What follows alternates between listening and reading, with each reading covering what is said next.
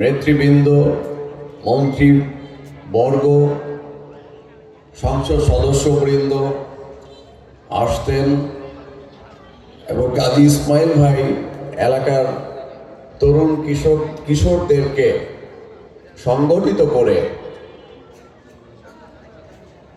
সঠিক পথে পরিচালনার জন্য এবং এই শিশু কিশোরদের যারা আগামীর ভবিষ্যৎ তাদেরকে সুস্থ বিকাশের জন্য, তাদের দেহ এবং মনের সুস্থ বিকাশের জন্য নির্মল বিনোদনের যে ব্যবস্থা, খেলাধুলা, সেই খেলাধুলার ব্যবস্থা করে যুব সমাজকে ঐক্যবদ্ধ রাখতেন।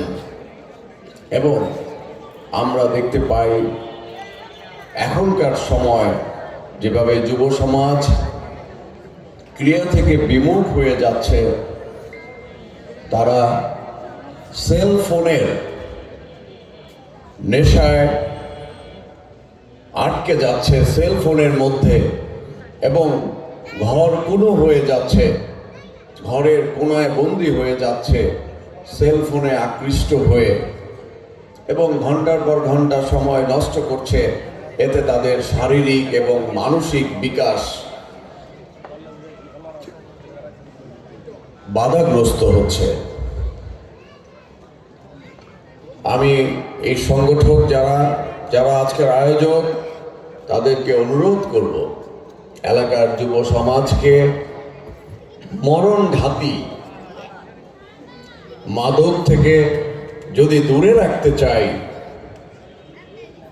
এবং সেল ফোনের ক্ষতিকর নেশা থেকেও যদি তাদেরকে আমরা খেলার মাঠে ফিরিয়ে আনতে পারি, তাহলে আগামী দিনে আমাদের যে প্রজন্ম, আমাদের পরবর্তী যে প্রজন্ম, সেই প্রজন্ম সুস্থভাবে বিকশিত হবে।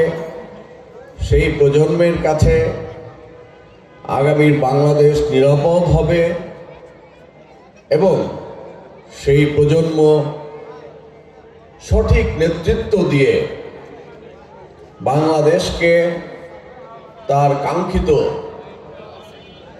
যে লক্ষ্য, একটি সুন্দর বাংলাদেশ, একটি সম্ভাবনাময় বাংলাদেশ,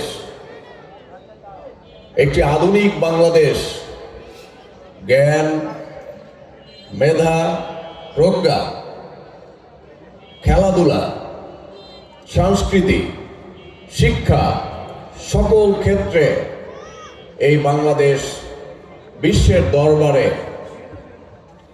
মাথা উঁচু করে দাঁড়াবে। এখান থেকে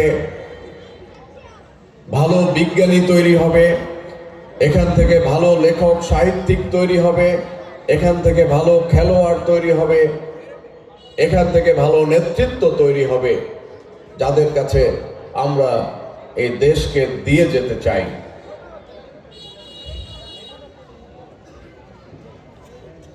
আপনারা সুকান্ত ভট্টাচার্যের একটি কবিতা ছাড়পত্র হয়তো অনেকে পড়েছেন।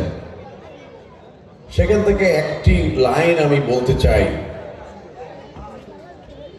এই যে আমাদের যে অনুভূতি, সেই অনুভূতির কথা সুকান্ত ভট্টাচার্য আরো 50 বছর আগে লিখেছিলেন তার ছাড়পত্র কবিতার মধ্যে, যে আগামী প্রজন্মের কাছে আমাদের ছেড়ে দিতে হবে স্থান। এই যে আমরা যে স্থানগুলো দখল করে আছি, আমরা এখন কিন্তু বয়োবৃদ্ধ, আমাদের পক্ষে আর নতুন করে কিছু করা, কিছু হওয়া আর আমাদের দ্বারা আর কোনো সম্ভাবনা আমরা দেখি না। আমরা যারা 50 ঊর্ধ্ব, 60, প্রায় 60 ঊর্ধ্ব, এই যে হালিম ভাই এসেছেন, আমার বড় ভাই, উনি 60 ঊর্ধ্ব মানুষ, আমাদের দ্বারা প্রায় 70, আমাদের মতো 70 কিংবা 60 ঊর্ধ্ব মানুষের দ্বারা আর কোনো সম্ভাবনা নাই। আমরা ভালো খেলোয়াড় হতে পারবো না, ভালো সাহিত্যিক হতে পারবো না, ভালো বিজ্ঞানী হতে পারবো না, ভালো ডাক্তার হতে পারবো না। কাজে আমাদের মধ্যে কোনো সম্ভাবনা নাই, আপনাদের মধ্যে আমরা সেই সম্ভাবনা দেখি।